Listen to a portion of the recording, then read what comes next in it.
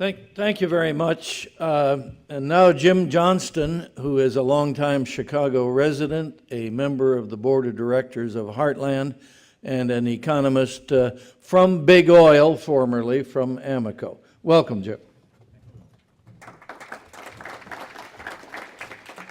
Thank you for your warm welcome. Economists are not used to that.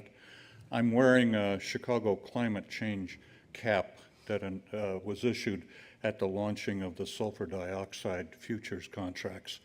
And I'm starting a collection of caps from failed institutions. I also have one for MF Global. You know, who knows? These could be very, very pricey in the near future. May amount to the full value of the assets of these institutions. Well, as you notice, that it's the time for adjourning this meeting is just a minute away, and it's my luck that there was no emissions trading here to allow me to buy more time. So, you know, those are the breaks.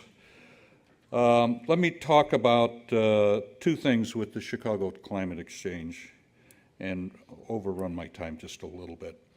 First of all, there was the carbon trading. And it was based upon the notion that early emissions of carbon dioxide would be allowed in the enabling legislation that would come down the pike.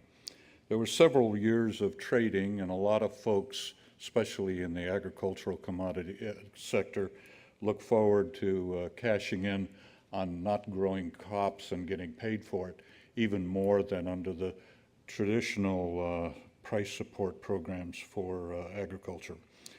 Then the Waxman-Markey bill came down the pike, and you can say a lot of bad things about that, and indeed they have been said on this panel. But one thing that did was give no credit for early reductions of emissions. So what happened to the carbon trading on the Chicago Climate Exchange? It went into the toilet.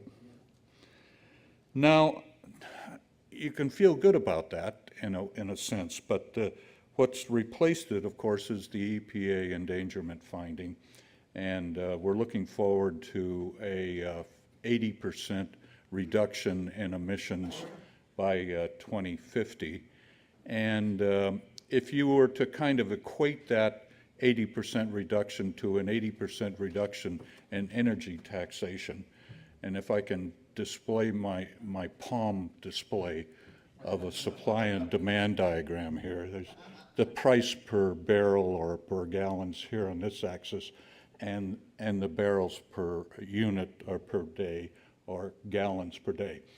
And so if this is the demand curve, which is very inelastic, and this is the supply curve, and you shift it back 80%, that implies that you're going to have a price reaction on the order of 2.5 times. So if you liked crude oil at $100 a barrel, you're going to love it at $250 a barrel. If you like gasoline at $4 a gallon, you're going to love it at $10 a gallon. Now, clearly, you know, these constructions are economists' dreams. I mean, a funny thing happens to these projections is that consumers react to them and they destroy all the fond planning by the EPA. Now let me talk about sulfur dioxide. It was the basis of the trading system was established in the 1990 Clean Air Act amendments. And the trading actually began in 1995. I wrote my first article on emissions trading in 1995. The idea, in the beginning, there were just auctions of allowances at the end of the year to cover the overage or the underage that occurred during that year. Grandfathered into that trading scheme were some power plants, and subsequently, this last year, in fact, the modifications and maintenance and safety changes to these grandfathered plants were sufficient to qualify them as new emission sources. So that made them subject to important reductions in sulfur dioxide emissions. The firms were ready to prepare for that by hedging with buying the existing allowances that were on the market. But then the EPA came along later and decided that existing allowances for sulfur dioxide could not be used by these new source emission sources. So a funny thing happened to the market. The rules changed and the market collapsed. Why did the government, what enabled the government to change the rules? Well, there's a very subtle provision in the Clean Air Act amendments of 1990, and that is the allowances were denied property right status. And the legal implication of that is that the government can change the rules and incur a takings for which they were not required to compensate the victims of the takings. So here we have the government which purports to promote efficient ways of accommodating regulations, essentially being the cause of the collapse of the sulfur dioxide. Now, the collapse of the Chicago exchange here, climate exchange, by the way, it did not collapse in Europe. It's still going on in Europe.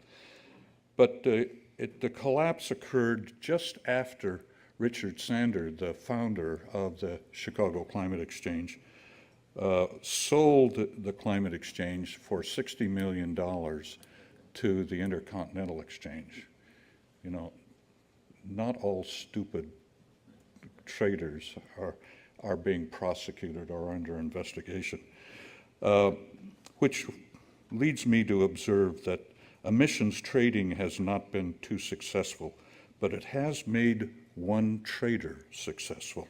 Thank you for your attention. Thank you. I think this has been an absolute